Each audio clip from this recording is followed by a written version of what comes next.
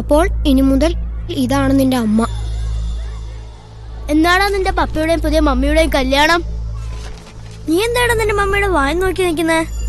നിങ്ങൾക്ക് എന്തെങ്കിലും ചോദിക്കാണെങ്കിൽ ആദ്യോടല്ല, ആദ്യം പപ്പയോട് ചോദിക്കും. മാറടാ, ആദ്യം നീ പോ.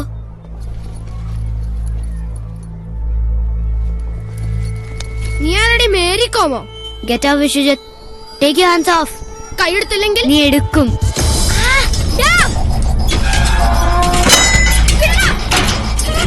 കൈയെടുത്തില്ലെങ്കിൽ നീ എടുക്കും. I say thrice. എന്നാ നീ ഒന്ന് ഇടിപ്പിക്ക്.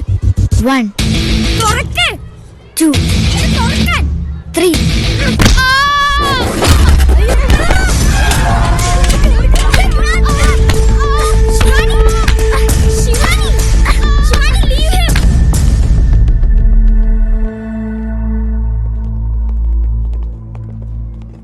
ഡോക്ടർ പ്ലീസ്, ഇതൊരു ഇഷ്യൂ ആക്കരുത്.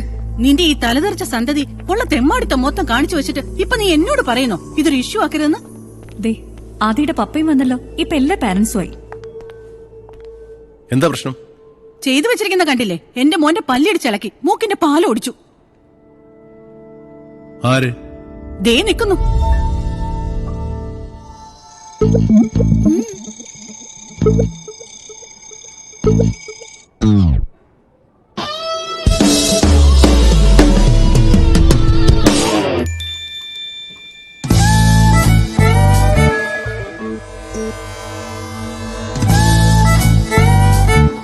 എന്താ പേര്? വിഷ്മ. വിഷമാണേ പറയണ്ട. വിഷമമാണെന്നല്ല, അവന്റെ പേരാ പറഞ്ഞ വിശ്വജിത്ത്. ആഹാ, വിശ്വജിത്ത് എന്തിനാ ഇവളുടെ അടി മേടിച്ചത്? അതിനവൻ അടി ചോദിച്ചു മേടിച്ചതാ. അടി മേടിക്കാനുള്ളതല്ല, കൊടുക്കാനുള്ളതാ. ഇനി അഥവാ അവൻ അടി മേടിച്ചിട്ടുണ്ടെങ്കിൽ തന്നെ അതിനുള്ള വടി അവൻ തന്നെ കൊടുത്തു കാണും. മോൾ എന്തിനാ ഈ വിശ്വജിത്തിനെ ഇടിച്ചത്? ഞാനും ആദ്യം നടന്നു വരുമ്പോ വിശ്വജിത്ത് ഞങ്ങളെ തടഞ്ഞു നിർത്തി അപമാനിച്ചു. അപമാനിക്കാനായിട്ട് നിനക്കെവിടുന്ന മാനം? പ്ലീസ്, ഞാൻ ചോദിക്കുന്നുണ്ടല്ലോ. ശിവാനിയല്ല, ആദിയാണ് വിശ്വജിത്ത് കളിയാക്കിയത്. ആഹാ, കളിയാക്കിയ ആദ്യക്ക് കംപ്ലൈന്റ് ഇല്ല. പിന്നെ ഇവൾക്കെന്താ ഇപ്പൊ മനസ്സിലായല്ലോ? ഒരു കാരണവും ഇല്ലാതെ ഇവൾ എന്റെ മോനെ ഇടിച്ചതെന്ന്. ഇടയ്ക്ക് കയറരുത്. നിന്നെ എന്ത് പറഞ്ഞാ അവൻ കളിയാക്കിയത്? ആദിയുടെ പപ്പയെ പറ്റി അനാവശ്യം പറഞ്ഞു. അത് ഞാൻ തടയാൻ നോക്കിയപ്പോ അവൻ എന്റെ കൈക്ക് പിടിച്ച് തിരിച്ചു. വിടാൻ 3 പ്രാവശ്യം പറഞ്ഞു. അപ്പൊ അവൻ കൂടുതൽ പിടിച്ചു. പിന്നെ വേദന സഹിക്കാണ്ടായപ്പോഴാ ഞാൻ ഇടിച്ചത്. നുണ, പച്ച കള്ളമാണ് ഇവിടെ പറയുന്നത്. നിങ്ങളോടല്ലേ പറഞ്ഞ ഇടക്കേറി പറയുന്നത്? ഇതാണ് പെണ്ണ്. അനാവശ്യമായി ഒരുത്തൻ പെണ്ണിന്റെ ദേഹത്ത് കൈവച്ചാൽ അവൾ അടിക്കും, അടിച്ചിരിക്കണം. ഇതുപോലെ അതെന്നെ ഈ പെൺകുട്ടിയും ചെയ്തിട്ടുള്ളൂ. പക്ഷെ അവളൊരു മര്യാദ കാണിച്ചു. അടിക്കുന്നതിന് മുമ്പ് അവള് പറഞ്ഞു കൈവിടാൻ. 1 അല്ല 3 പ്രാവശ്യം.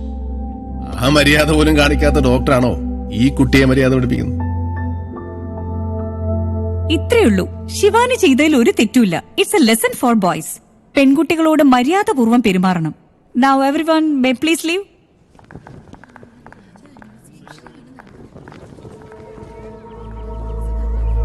ഇതോടെയെല്ലാം തീർന്നുവെന്ന് നീ വിചാരിക്കേണ്ട. നിന്നെ നിന്റെ മമ്മിയും ഇതിനെ ഞാൻ അനുഭവിപ്പിക്കും.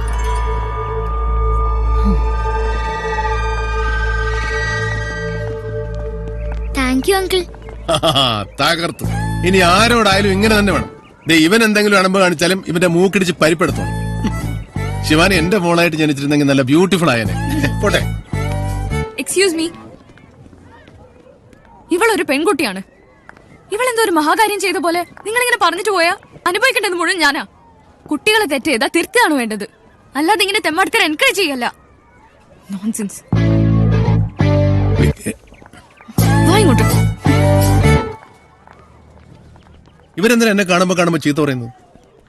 അന്ന് ഞാൻ ഫോൺ ചെയ്തപ്പോ മാനേഴ്സ് ഇല്ലെന്നും പറഞ്ഞ് ചീത്ത പറഞ്ഞു. ആ ഫോൺ അപ്പൊ തന്നെ ഞാൻ തല്ലിപ്പിടിച്ചു. പിന്നെ ഇപ്പൊ ഞാൻ അവരുടെ സൈഡല്ലടാ പറഞ്ഞത്, അതിനും ചീത്ത. എന്തെന്നാടാ ഇത്? ശരിയാണ്, ശിവാനിയുടെ മമ്മി പറഞ്ഞത് ഒട്ടും ശരിയായില്ല. ആ, കുറച്ചുകൂടി പറയണ്ടായിരുന്നു. ഞാൻ തെറ്റ് ചെയ്തതിന് എന്നെയല്ലേ മമ്മി വഴക്ക് പറയേണ്ടത്? മമ്മി ആദിയുടെ പപ്പ എന്തിനാ വഴക്ക് പറഞ്ഞത്? എന്റെ ഭാഗത്ത് ഞാൻ ഉണ്ടെന്ന് ആദിയുടെ പപ്പയല്ലേ പ്രൂവ് ചെയ്തത്? ആ, പ്രൂവ് ചെയ്തു. അയാളും ഒരു വഷളാണെന്ന്, നിന്നെ പോലെ തന്നെ. നീ ഒരു പെണ്ണല്ലേ ശിവാനി? ഒരു ചെറുക്കന്റെ മൂക്കിടിച്ച് എന്ത് മാതിരി ആക്കി വെച്ചിരിക്കുന്നേ? അതിനകത്ത് അയാളും വന്ന് ഇടപെട്ട് ഇപ്പൊ വെറുതെ മാലിനി നമ്മുടെ ശത്രു ആയില്ലേ?